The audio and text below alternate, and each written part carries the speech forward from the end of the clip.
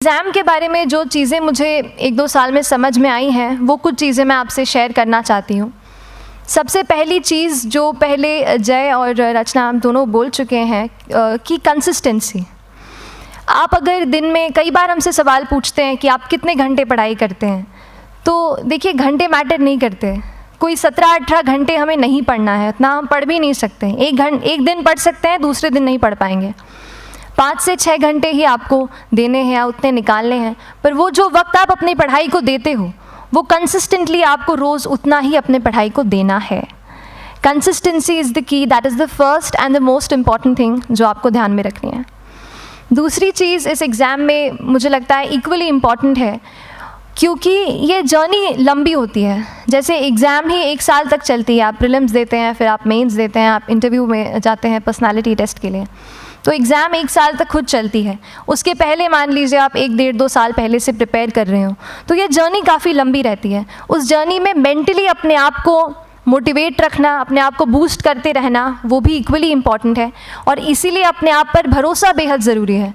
You need to have a faith in yourself कि अगर आपने इसमें कदम रखा है, अगर आपने सोचा है कि आप सिविल सर्विस एग्ज़ाम देना चाहते हैं और देंगे, तो आपको ये ठान के उसमें जाना है कि हाँ मैं ये कर सकता या कर सकती हूँ। ये एक अपना मोटिवेशन, अपने साथ एक फेथ, बिलीफ अपने ऊपर आपको हमेशा रखना है। कमिंग टू प्रेपरेशन की कैसे तैयारी करनी है, बहुत सारी बातें आप सुन चुके हैं कि आंसर राइटिंग में कैसे करना होता है, आंसर राइटिंग का स्ट्रक्चर कैसा होना चाहिए। तो मैं शुरू में सबसे पहले ये कहूँगी कि मेरे प्रिपरेशन का बेस 2 चीज़ें रहीं। पहला था करंट अफेयर्स। करंट अफेयर्स इसलिए मैंने उसको उसी से शुरुआत की क्योंकि करंट अफेयर्स सबसे इंटरेस्टिंग पार्ट होता है। कई बार आपको हिस्ट्री कभी बोरिंग लगेगी, कई बार आपको लगेगा ज्योग्राफी इतना, कभी हर किसी के अपने अपने फेवरेट्स होते हैं। तो मुझे वो 2 सब्जेक्ट्स लगते थे कि यार इतना मन नहीं करता है, लेकिन न्यूज़पेपर्स और करंट अफेयर्स में जो भी नया चल रहा है वो मुझे हमेशा इंटरेस्टिंग लगता था। इंटरनेशनल रिलेशंस में क्या हो रहा है, क्या सोशल रियलिटीज़ हैं, कहाँ क्या हुआ, उसका क्या इम्पैक्ट पड़ेगा एडमिनिस्ट्रेशन पे और हमारे कंट्री पे, तो उसको आप अपना एक बेस बना सकते हो। आप करंट अफेयर्स बेस्ड प्रिपरेशन कर सकते हैं, इसलिए भी क्योंकि अगर आप मेंस एग्ज़ाम देखेंगे तो काफ़ी डायनामिज्म आ गया है, केवल प्रीलिम्स में नहीं बल्कि जनरल स्टडीज़ पेपर 2, पेपर 3 में भी आप देखेंगे कई सारे ऐसे सवाल हैं जो करंट इवेंट्स से इंस्पायर्ड होते हैं, उन पे बेस्ड रहते हैं। तो जब आप न्यूज़पेपर बेस्ड, करंट बेस्ड पढ़ाई करते हैं तो वो आपका प्रिपरेशन वहाँ से भी कवर हो सकता है। दूसरी जो चीज़ मैंने जिस पे बहुत फोकस किया वो थी आंसर राइटिंग। तो आंसर राइटिंग का जैसे खान सर बता रहे थे कि आंसर राइटिंग की प्रैक्टिस बहुत की, तो उसके पीछे मेरा ये था कि जब मैं हमेशा प्रीलिम्स का कोई भी पेपर टेस्ट देती थी, हम मॉक टेस्ट देते हैं, तो मॉक टेस्ट देती थी तो हमेशा मेरे मार्क्स करीब 90 to 110, 120, इससे ऊपर मेरे कभी मार्क्स नहीं जाते थे। तो मुझे हमेशा ये डर था कि यार प्रीलिम्स में कहीं मेरा कुछ, क्योंकि कट ऑफ भी इसी कुछ रेंज में जाता है, तो हमेशा लगता था कि यार कुछ गड़बड़ यहाँ ना हो जाए।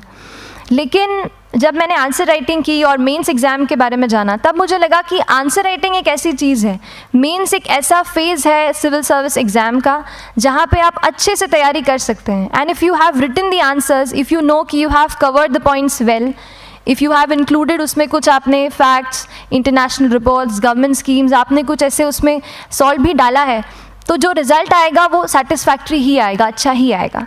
तो मेंस एक ऐसा पार्ट है जिस पे आप काफ़ी बैंक ऑन कर सकते हो।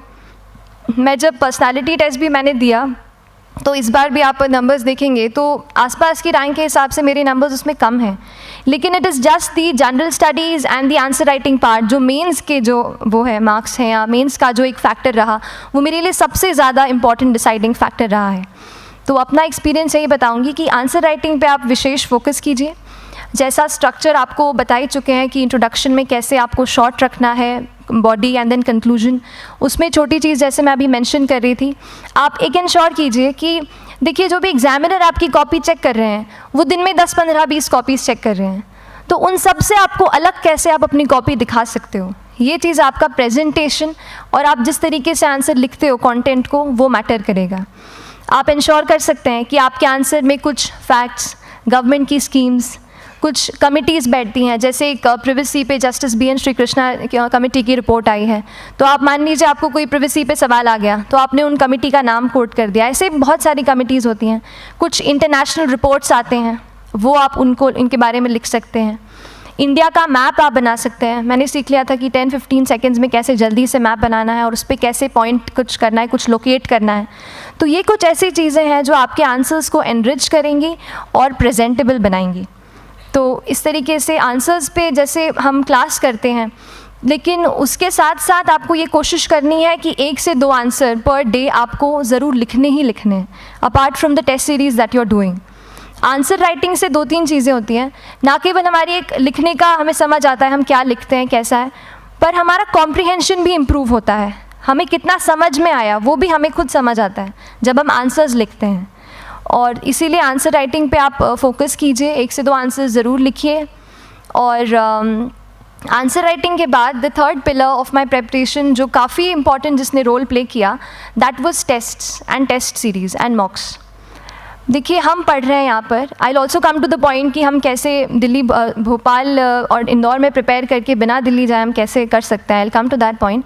पर उसके पहले टेस्ट की थोड़ी बात कर लेती हूँ कि टेस्ट देना क्यों ज़रूरी है। हम ये जो एग्ज़ाम दे रहे हैं सिविल सर्विस की, ये एक ऑल इंडिया लेवल एग्ज़ाम है and this cut throat competition.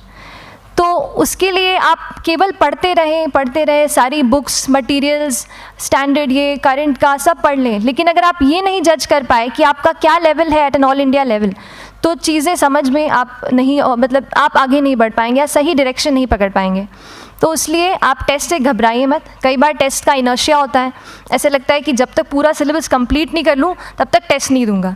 लेकिन सच में बात ये होती है कि जब तक हम जीएस के मतलब पेपर देने अंदर भी घुसते हैं ना, तब भी उस सेकंड पे लग रहा होता है कि कुछ छूट गया है हमारा। तो ये चीज़ होगी ही, इसीलिए ये मैं कभी मत सोचिए कि जब तक पूरा सिलेबस नहीं कर लूँ टेस्ट नहीं दूंगा। जैसे आपका एक थोड़ा बेस बन जाता है प्रिपरेशन का, आप टेस्ट दीजिए, चाहे वो प्रीलिम्स का एमसीक्यू का टेस्ट हो या मेंस का राइटिंग स्किल की प्रैक्टिस हो, टेस्ट पे आप फोकस कीजिए। उसके बाद टेस्ट केवल देने के लिए नहीं देना है, उसको एनालाइज भी अच्छे से करना है।